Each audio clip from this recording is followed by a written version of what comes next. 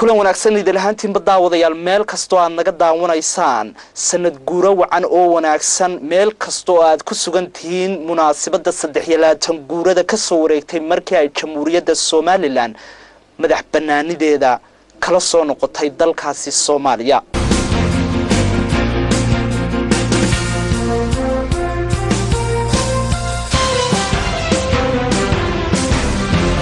madaxweynaha jamhuuriyadda Soomaaliland mudane Axmed Maxamed Maxamuud Siilaanyo ayaa dadweynaha ku dhaqan caasimada kala qayb galay xuska 23 guurada ka soo wareegtay dib u soo noqoshadii madax banaanida Soomaaliland ee 18 May isagoo madashana ka jeediyay khudbad taariikhi ah sida uu warkani noogu hayo wariye Axmed Saki Daahir Xasan oo goob joog ka ahaa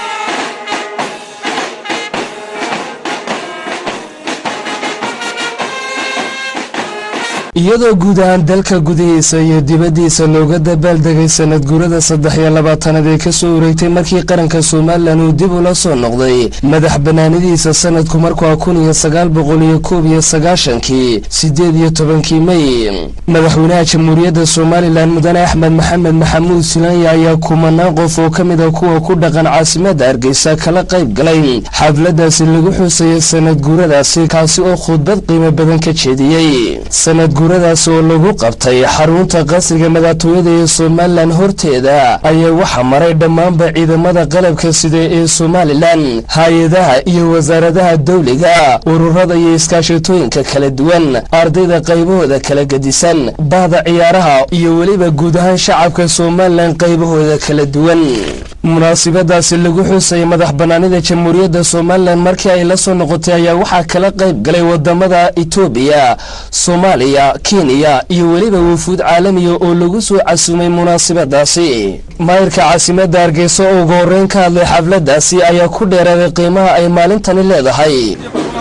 madaxweyne waxa ii sharafa inaan kugu soo dhaweeyo maanta oo munaasabadii dhaqan ah dadweynihii caasimada oo halkan hortaada maraya madaxweynaha jamhuuriyadda Soomaaliland mudane Axmed Maxamed Maxamuud Siilaanyo oo khudbad taariikhi madashaasi ka jeediyay ayaa guud ahaan badambaal hambalyo u diray shacabka Soomaaliland ee ku dhaqan dalka gudihiisa iyo dibadiisa xuska munaasabadan awgeed waxaan halkan hambalyo bogaadi ballaaran uga soo diraya uga soo jeedinaya dhammaan shacabka weynaha Soomaaliland meel ay joogaanba gudadiyo dibadba xuska 23 ee munaasabada qaranimada jamhuuriyadda Soomaaliland ee 18 May waxaan si gaar ah hambalyo ugu diriyaa geesiyaasha ciidamada qaranka qaybahooda kala duwan ee hal iyo habeen heeganka ugu jira difaaca qaranimada jamhuuriyadda Soomaaliland muddo dhowr iyo 20 sanadood ayaa maanta ka soo wareegtay markii qarankan la soo noqday madax banaanidiisa taasoo loo soo galay halgan dheer oo naf iyo maalba leh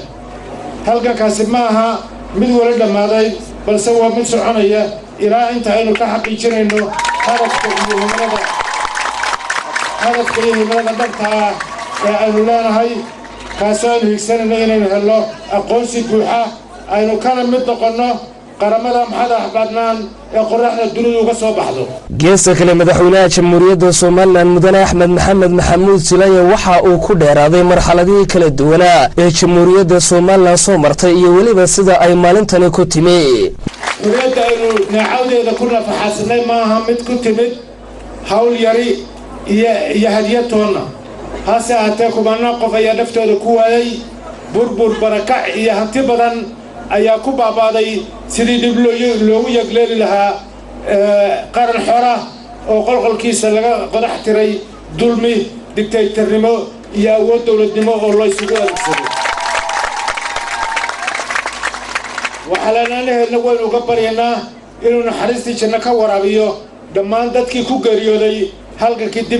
dalka dib loogu xoreeyey intii ku dhaawacantay iyo agoomeyna waxaanu rajaynayaa caafimaad iyo nolol wacan. madaxweynaha jamhuuriyadda Soomaaliland Mudane Axmed Maxamed Maxamuud Silaanya oo dhambaal fariin u diray dawladda Soomaaliya ayaa u cadeeyay in qaranka Soomaaliland uu yahay mid tashaday. walaalaha Soomaaliya waxaanu leedahay reer dambu guura sidaa darteed waanu tashanay oo waanu isku tashanay. dalka iyo dadka aan madaxda u ahayna idinma soo socdaan ee ilaawa oo idinkuna duca qabayaan isku tashada. walaalayaal awrkii lamada iyo dhibaata lahaa ee aanu 60kii idin keennay isagoo cadaysima ayaanu la noqonnay aan kala eed la'aanno si gobeedna aanu u kala guranno. dhinaca kale madaxweynaha jamhuuriyadda Soomaaliland Mudane Axmed Maxamed Maxamuud Silaanya waxa uu sheegay in xukuumaddiisu ay tahay xukuumaddii horumarka isla markaana uu soo dhaweynayo dhaliilaha ay u jeediyaan madaxda xisbiyada qaranka ee Soomaaliland. walaalayaal Soomaaliland waxay ku soo caawiye caanamaashay halka ay maraysana ku soo gaadhay iskaashi nabad tawfiiq tala wadaag iyo isu tanaasub caado wanaagsan oo la gooyo cala ay leedahay. sidaa darteed waxaan ugu baaqayaa dhammaan golayaasha qaranka axsaabta qaranka madaxa dhaqameedka iyo qaybaha kala duwan ee bulshada midnimo isku duubni iyo wadajir. sidoo kale waxaan soo dhawaynayaa dhaliilaha dhabta ah ee maamulkayga loo soo jeediyo.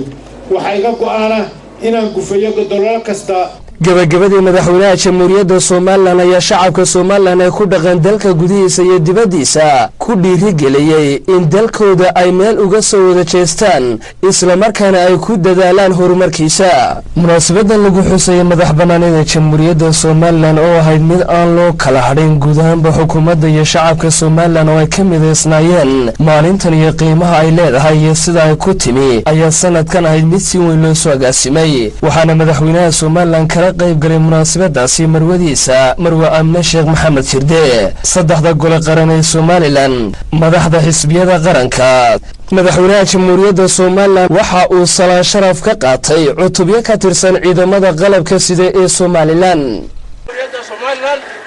iyo ururada kala duwan ee bulshada madaxweyne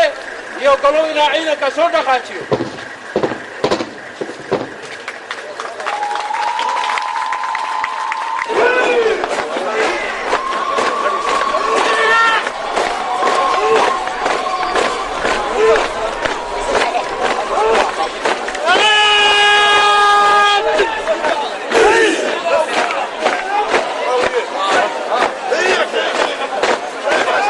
geesta kale madaxweynaha jamhuuriyadda Soomaaliland Mudane Axmed Maxamed Maxamuud Silaanya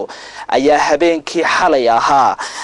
socod ku maray qaybaha kala duwan ee caasimadda halkaas oo uu madaxweynuhu ilaalo la'aan kula qaybsaday dadweynaha farxadda 18 May. geesta kale madaxweynaha jamhuuriyadda Soomaaliland Mudane Axmed Maxamed Maxamuud Silaanya ayaa habeenkii xalay dadweynaha ku dhaqan caasimadda Hargeysa kala qayb galay xuska munaasabadda amba dabaaldega 23 guurada ka soo wareegtay markii ay Soomaaliland madax banaaneeda la soo noqotay abaara 9kii habeenimo ayay ahayd markii marqura ay dadweynaha caasimada ku war heleen in madaxweynaha jamhuuriyadda Soomaaliland uu dabaaldega farxadaasi iyo diyaar garowgeeda kala qayb qaadanayo isagoo oo socod kaliisa ku soo maray qaybaha kala duwan ee caasimada Hargeysa sida wadooyinka halbowlaha jidka 150ka jigjigeeyar shacabka New Hargeysa wasaaradda warfaafinta suuqa gobonimo baar Hargeysa togdheer iyo waliba qaybo kale oo tiro badan dadweynaha caasimada Hargeysa oo aan u kala harin ayaa markii ay ku war heleen in madaxweynaha jamhuuriyadda Soomaaliland uu kormeer ku dhex marayo markuu shacab iyo mashxalad isla oogsaday iyaga oo soo dhaweynaya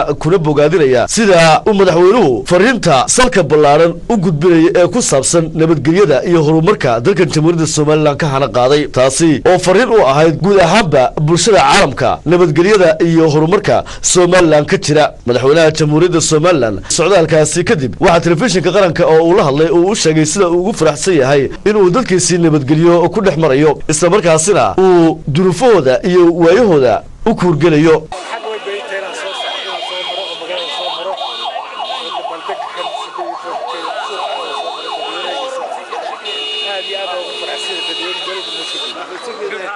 madaxweynaha jamhuuriyadda Soomaaliland ayaa socdaalkani uu xalayto ku soo dhex maray qaybaha kala duwan ee caasimadu aan ahayn kii ugu horeeyay balse muddo laga joogo 2 casho oo kaliya oo ku beegneed maalintii Jimcihii ayaa dadweynaha ku dhaqan caasimada uu madaxweynuhu kala qayb galay salaada Jimcaha isagoo kula tukaday masaajidka Rusheeye ee bartamaha caasimada Hargeysa sidaas oo kale ayaa madaxweynaha jamhuuriyadda Soomaaliland marar kala duwan socod ugu soo maray qaybaha kala duwan ee magaalada Hargeysa isagoo oo masaajidada ka jira magaalooyinka Berbera iyo kuwa kula tukaday socodkii dheeraa ee madaxweynaha jamhuuriyadda Soomaaliland uu ku maray jamhuuriyadda Soomaaliland magaalooyinkeeda kala duwan oo ku siman ilaa iyo Laasqoray ayaa iyaduna qayb ka ahayd socdaalada uu madaxweynaha jamhuuriyadda Soomaaliland dunida ugu gudbinayay nabadgelyada iyo xasiloonida dalka jamhuuriyadda Soomaaliland ka jirta dhinaca kale madaxweyne ku-xigeenka jamhuuriyadda Soomaaliland mudane Cabdiraxmaan Cabdilaahi Ismaaciil Saylici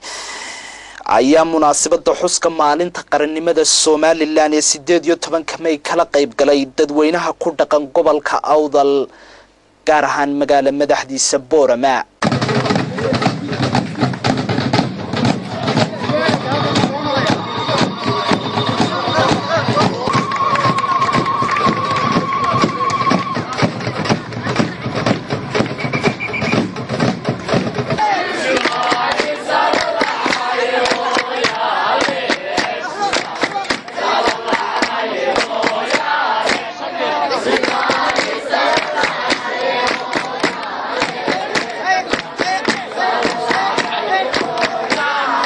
madaxweyne ku-xigeenka jamhuuriyadda Soomaaliland ayaa maanta dadweynaha reer Boorama kala qayb qaatay xuska 18 May oo ka dhacaysay khayriyada magaalada Boorama munaasabadaasi oo lagu soo bandhigay ciyaaraha hidaha iyo dhaqanka gabayo waxaana madaxweyne ku-xigeenka iyo wafdigu hogaaminayay marwada madaxweyne ku-xigeenka maamulka gobolka kan degmada Boorama xildhibaanada golaha guurtida xildhibaanada golaha deegaanka ayaa salaan sharaf ka qaatay ciidamada kala duwan ee ka howlgala gobolka Awdal waxaana munaasabadaasi ugu horeyn ka hadlay gudoomiyaha golaha deegaanka degmada Boorama Saleebaan Xasan Xaddi wuxuuna carabka ku dhiftay hadiyaynu nahay bulshada reer Awdal gaar ahaan degmada Boorama waxa la noolaato degmada Boorama ee shirkeedu aan noolaadaan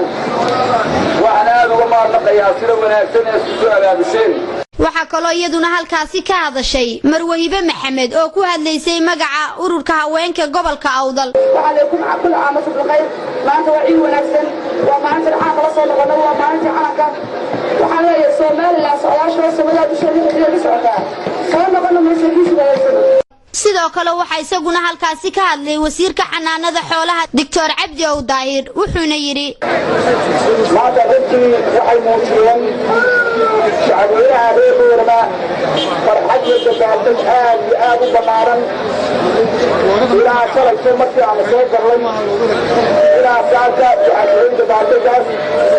sidoo kale waxa isaguna halkaasi ka hadlay baro saabka gobolka Awdal Cabdo Axmed Ayir wuxuuna sheegay maanta waxay u dabaaldegaynaa sanadguuradooda 23aad waxaan hambalyeynaya shacabka reer Soomaaliland iyo dowlad kasta ay joogaan inay sanadkiisa ku ciidaan barwaaqo iyo basbas madaxweyne ku-xigeenka jamhuuriyadda Soomaaliland injineer Cabdiraxmaan Cabdilaahi Ismaaciil Saylici ayaa sheegay in horumarku tartan yahay gobol kastaana looga baahan yahay inuu la yimaado waxqabad muuqda dawladuna ay diyaar u tahay inay gacan siiso cid kasta oo dadaal muujisa madaxweyne ku-xigeenku wuxuu ugu baaqay beesha caalamka inay aqoonsi degdeg ah siiyaan Soomaaliland taasi oo ay ku mutaysteen xoojinta nabadgelyada iyo iskaashiga waxqabad ee dhinacyada kala duwan waxaan hadaladiisii ka mid ah maanta waa maalin weyn ilaaha weyn maanta waa maalin weyn waa maalin qiimo qaban leh aynu dabaaldegayno sanad guuraysta 20labaatanaad ee ka soo wareegtay go'aansitaanka jamhuuriyadda Soomaaliland waxaa maanta dhammaanteen farxad inoo ah inteena yahay halkaas ku keenayna waxaa faal qabna oo nabad qabna iyo inta kale reer Soomaaliland ee daafaha caalamka iyo dadka gudihiisa ku dabaaldegaysa ee nasiib maanta waa soo waxa dhammaanteen inoo farxada maanta inoo nabad qabna faal qabna qasbin maamo farxadda 3 guurada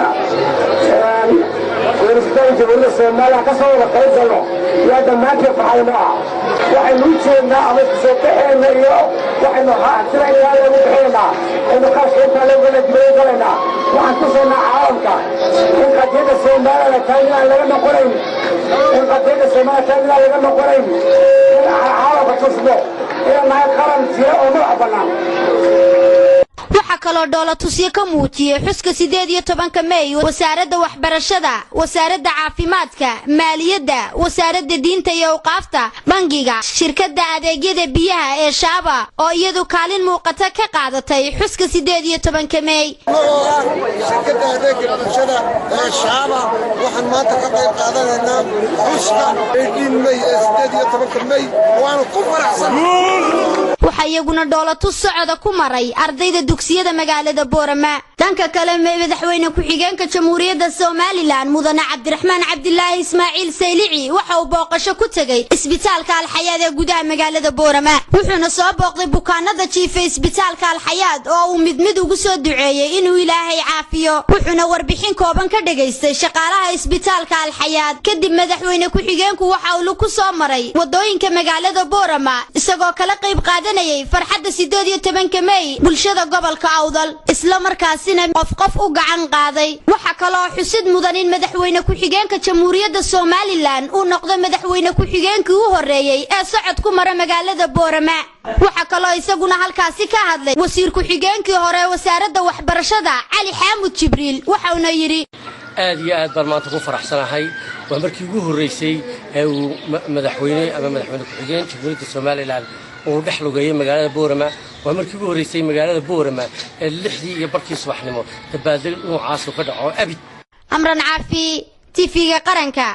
wararka naga soo gaaraya xuska munaasabadda 18 May ee laga xusay wadamada dibadda ayaa iyagana waxa kamida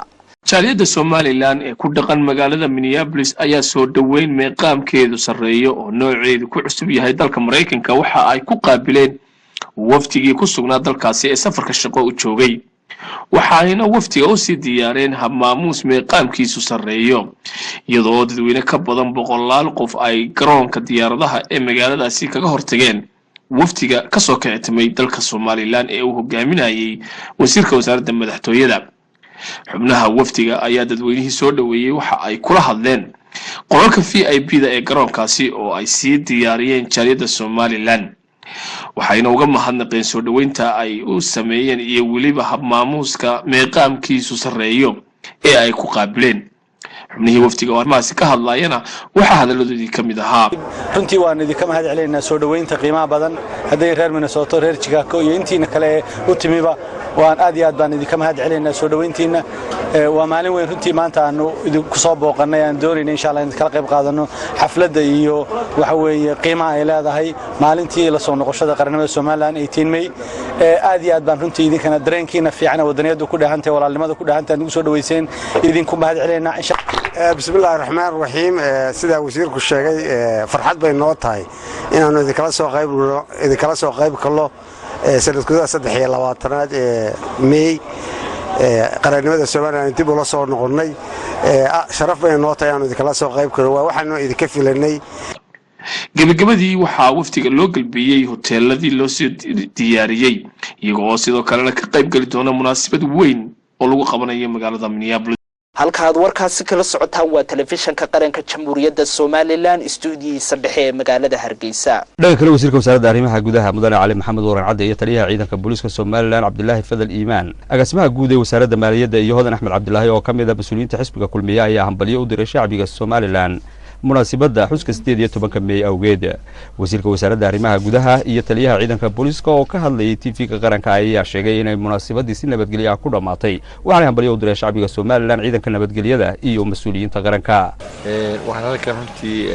bashbash iyo barwaaqo aan u rajeynayaa ummadda reer Somaliland meel kasta ay joogaan waxaana runtii farxad ah in dabaaldegii si aan la malayn karin bulshada reer Somaliland ay uga soo qayb gashay خاص ahaan Hargeysa saaka oo aan joognay in aad moodaysay magaalada gabigeediba inay soo martay maxay dabaaldegii waxaan aad iyo aad ugu hambalyeeynaa nidaamkooda wanaagsanaa sida aan deerana u hurdin sida aan laba qof soo jeedin iyo makhluuqa inta leeg waxaan u arkaa inay tahay bisayl maxay ummadeenu gaadhay oo aan aad iyo aad ugu hambalyeeynaa iyagoo wada jibaysan oo mabda kaliya ah Somaliland inay tusaan caalamka inay yihiin dad u heelan diyaarna u ah inay gobonimadooda hantaan sida awgeed aad baan ugu faraxsanahay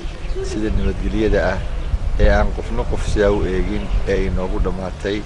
nabadgelyo inoogu dhameeyay mar labaad waxaan halkan hambalyo ugu diray dhammaan ciidanka booliska jamhuuriyadda Somaliland meel kasta uu joogo qoyska iyaga iyo xaasaska saraakiil xigeenka iyo xaasaskooda agaasimaha guud ee wasaaradda maaliyadda oo isna la hadlayay TV-ga qaranka ayaa sheegay in ay beesha caalamka nusqaan ku tahay in ay caburiyaan qadiyadda madax banaanida Somaliland oo muddo 23 sanadood ka badan u halgamayay madax banaanida Somaliland. farxadan kaga qayb qaadanaya hambalyo aan u dirayo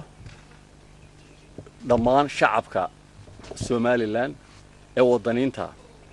ciidamada qaranka dawladda madaxweynaha golayaasha shacabka iyo qof kasta oo Somaliland oo ka qayb qaadanaya xafladda kuwada xanuunsan waxaan leeyahay ilaahay caafimaad ha siiyo maanta waa maalin farxad leh oo ah 18 May sanad guuradii 23aad ee ka soo wareegtay madax banaanida qaranimada Somaliland maanta aad baan u faraxsanahay anagoo ka turjumayno arkayso in carruurtii iyo gabi aan ku wada labisanahay calanka Somaliland taasi oo maalin muqaddas ah oo Somaliland ku ah maalin qaali oo qiimo badan. sidoo kale xuska munaasabada 18 May ayaa si la yaab leh waxa looga xusay gobolada iyo degmooyinka dalka Somaliland sida ay noogu soo waramayaan wariyayaashiga ku sugan gobolada iyo degmooyinka dalka. kumanaatada ku dhaqan magaalada Berbera oo ay harkacayaan ciidamada militariga iyo kuwa booliska ee fadhigoodu yahay magaalada Berbera ayaa maanta socod ku marayay jidadka iyo dariiqyada waaweyn ee magaalada Berbera xuska 18 May awgeed sakaariyadii hore ayaa lagu waabarisay dadka reer Berbera oo isugu soo baxay fagaarayaasha iyo jidadka waaweyn si ay u weynayaan maalinta 18 May ee dalka jamhuuriyadda Somaliland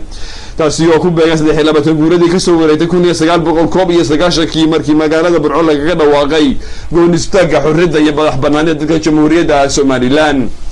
dadka ayaa markii ay soo mareen mid kamid ah jidadka waaweyn ee magaalada Berbera waxa ay aakhirkii isugu yimaadeen oo isugu soo biyashubtay meel fagaara oo u dhow saldhigga dhexe magaalada Berbera oo loo qoodayay xuska 18 May. fagaarahaasi ayaa dadka waxa kala hadlay dad aad u tiro badan oo ay ka mid yihiin guddiga qabanqaabada 18 May mas'uuliyiinta gobolka iyo degmada Berbera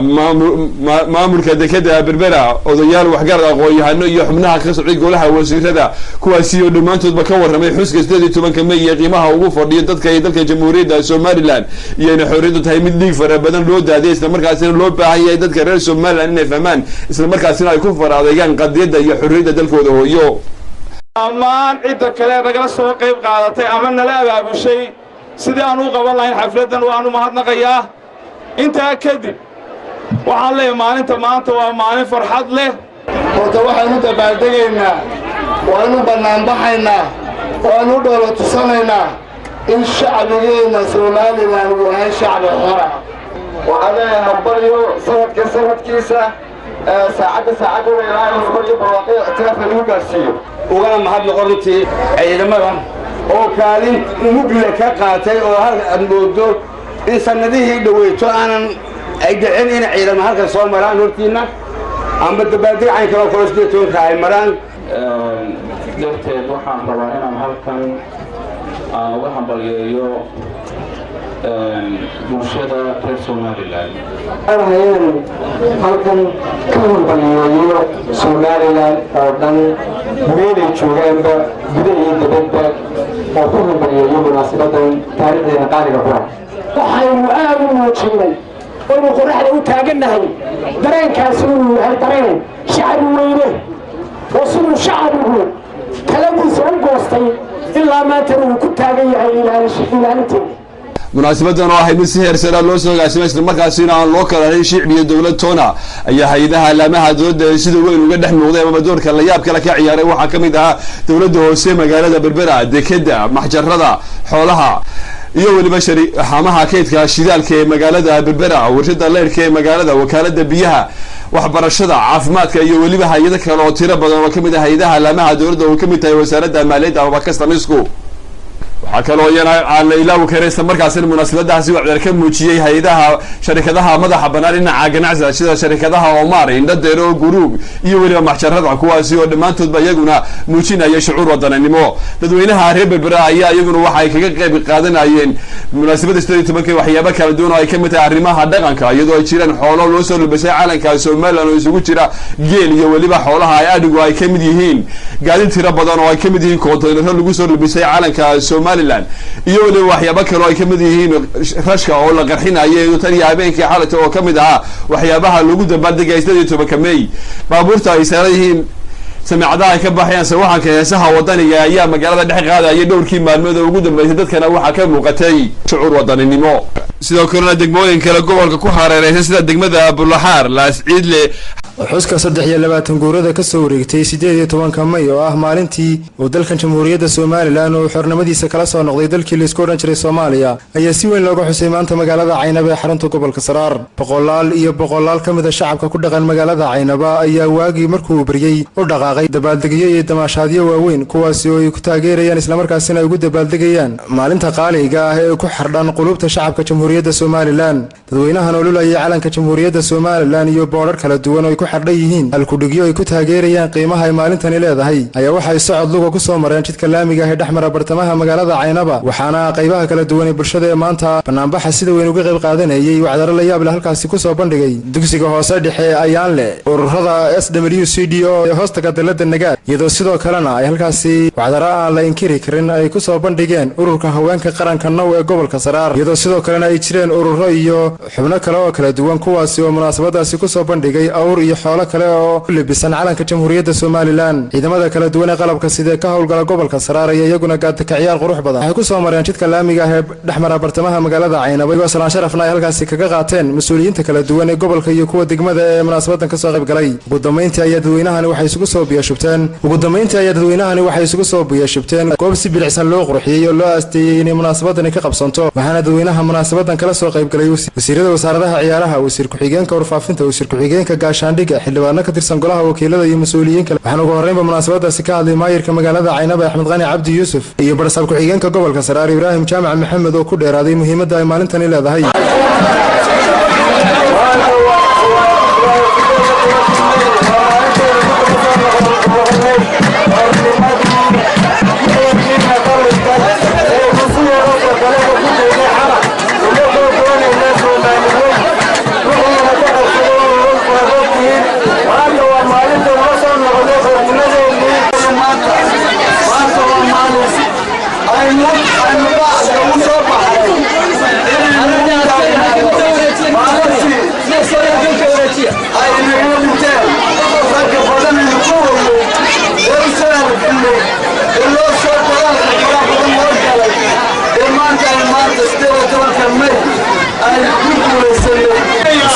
xildhibaan Ibraahim Axmed Reegal wasiirka wasaaradda ciyaaraha wasiir ku-xigeenka warfaafinta iyo xubno kale oo door ah munaasabadan ka hadlay ayaa shacabka reer Caynaba uga mahadnaqay sida ballaaran ee munaasabadan ugu soo bixeen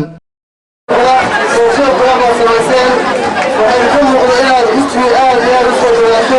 waxaan u malaynayaa caynaba meesha ugu dambaysa maanta laga tadaagulaya labada tobankii oo saacadda ku wadaay taas waxay muujinaysaa qadiyadooda ay ka baahan tahay dalkii mar hore lagu soo tagay idinka u baahsan reer caynaba somaliland waa jecel yihiin sida sharafta leh sida milkaha leh sida maamuuska leh ee aad ugu soo banaanbaxdeen maalintii qarannimada somaliland ee 18 May aad iyo aad baan idinku mahadcelinaynaa waana wax laydinku yaqaano jaamac boodacade TV-ga qaranka Somaliland Caynaba munaasabadda 18 May oo ah sanad guuradii 23aad ee ka soo wareegtay markii ay Jamhuuriyadda Somaliland qaadatay xornimada ay ka qaadatay gumeystii kaliya taliyaha ee Siyaad Barre ayaa waxaa si ballaaran looga xusay degmada Sheekh dadweynaha ku nool degmada Sheekh oo aan maanta oo kala harin yar iyo weyn xuska munaasabadan qaaliga ee 18 May xuskan munaasabadan oo ay ka soo qayb galeen maamulka dawladda ciidamada qaranka ardayda iskuulada ee kala duwan ardayda jaamacadaha shaqaalaha caafimaadka ururada dhalinyarada ururada haweenka halkaas oo ay hadallo kala duwan ka soo jeediyeen ugu horeyn gudoomiyaha degmada Sheekh Ibraahim Cabdullaahi Cabsiye 23 sanadood waxaan marka u horeysa jeclahay inaan u mahad celiyo oo sida ugu quruxda badan u soo diyaar garoobay maamulka wasaaradda waxbarashada guud ahaan gaar ahaanna ardayda iskuullada kala duwan sida soos maxamed shiragaab dugsiga hoose dugsiga Taranoofa macallimiintooda maamulkooda dhammaan waxaanu idinka mahadnaqaynaa diyaar garowga quruxda badan ee aad samayseen marka labaadna waxaan jeclahay inaan u mahad celiyo wasaaradda caafimaadka oo iyaduna si qurux badan ilaa ajnabigeedii soo diyaar garaysay idinkana waa mahadsantiin baan leeyahay mar saddexaadka waxaan jeclahay inaan madaxda ciidamada kala duwan ciidanka qalabka sida iyo madaxdooda ciidanka booliiska iyo madaxdooda sida ay u soo diyaar garoobeen iyo sida ay 24 saacadood aynu soo dhaafnay ay u ilaalinayeen nabadgelyada oo maanta aynaan halka taagnayn haddii aynaan nabad ku haysanin waxaan leeyahay ciidanku way mahadsan yihiin ilaahay jasaaya ka siiyo iyaga bacadka inoo taagan iyaga habeenkii inoo soo jeeda inagu intaynu huridno aynu sariiraha jiifno wararka naga soo gaadhaya gobolada iyo degmooyinka dalka waxaa ku jira xuska 23 guurida ee dhigay ayaa si aan abid looga xusin degmada Garadab looga xusay iyadoo cutubyo ka ciidanka asluunta iyo booliska degmada Garadab ay socodka dadka ciyaara midowga dowladda oo degmada Garadab sidoo kale iyaguna waxaa ka qayb qaadanayay soo baxa xuska maalinta 18 May wasaaradda waxbarashada iyo dhammaan wasaaradaha ka howlgala degmada Garadab sidoo kale iyaguna waxaa qayb weyn ka qaatay xuska soo baxa 18 May dhammaan bulshada qaybadeeda kala duwan garabka uqaasha dhalinyarada iyadoo ay ka muuqatay dareen qiiro wadaninimo isla markaana ku labisnaa calanka astaanta Jamhuuriyadda Somaliland oo ah sidoo kale ay ku dhawaaqay ereyo iyo halkudhigyo ay ku soo dhaweynayaan xuska 18 May iyadoo dhammaan qaybaha duwara xuska 18 May ka qaadanaya isku soo biireen xorriyadda degmada Garadab halkaas oo ciidanka booliska iyo isluunta ay salaan sharaf siiyeen maamulka degmada halkaas oo dad kala duwan ka soo jeediyeen maamulka degmada iyo waayeel iyo qaranimada markaa ay yihiin Somaliland inay tahay maalin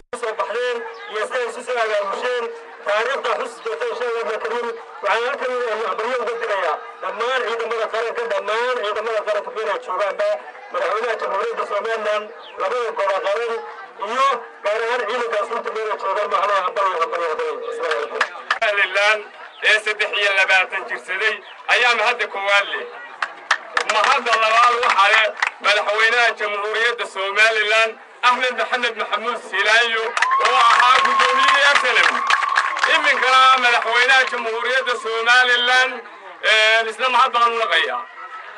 marwadiisa Aamina Waris mahad baan u naqayaa iskuulka ciidamada qaranka sida odayaasha madaxda hay'adaha dawladda intaba waa salaamaya waxaan ku salaamayaa salaanta islaamka salaanta bacdi maanta waxaan kaloo salaamayaa madaxweynaha jamhuuriyadda Somaliland Ahmed Maxamed Maxamuud iminka dalkeennii burburinta u diyaarta iminka nimcada daadsantay dahabna yaala iminka dadkii maal gashay duhur macasha iminka dariiqada la maro lagu dakaamin deegaanaan hadda amniga cidina daarayn dugsiyada hadda cilmiga lagu dareeraa deekeeda hadda laga rogaa nooca doontaba ilaguna dib wax ugu dhafina dunida qaarkeed حتى تلقى تبغى غير ولا يروح ترسي إنك الحين قال كلنا أولي أيه نصح لنا نروح على نصح لنا ما يكتبونا مدرنا يتعرف هذا العصر إلا هالنوات سوالي لأن هالنوات سوالي لأن هالنوات سوالي لأن اعتراف كهجاري ومركا الله وبركاته عالم كيديس الله تصل الولاء هالجرد نحن وران الآن يا دار الأسرة يا مكروه ورئيسة الولاء شرفت هالجرد سيد الملك يوم بالجهة يا الأسرة الحين معرفتها قيمها يقدرون يقولون سيد يوم كبير دمام أمة غير سوداني الآن أيوة بردنوس وحوالي واحد موتسين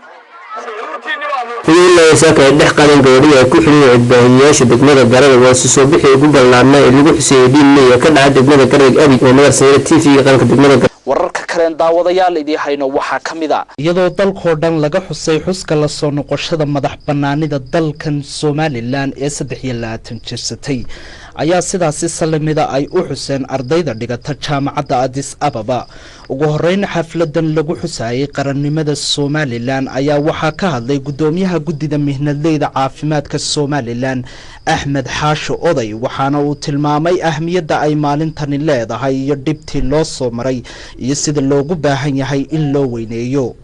maareeyaha wakaalada biyaha Hargeysa Ibrahim Siyaad Yunis oo isna halkaasi ka hadlay ayaa ardayda ku dhiirigeliyay inay qarannimadooda ay ku adeygaan oo aanay dal shisheeye u hanqal taagin waxaanu xusay dhibtii loo soo maray dalkan Cabdiqaadir Maxamed oo ah gudoomiyaha ardayda jaamacadan ayaa sheegay in qabanqaabada weyneynta xuska la soo noqoshada madax banaanida Soomaaliland ay waajib ku tahay cid kasta oo muwaadin ah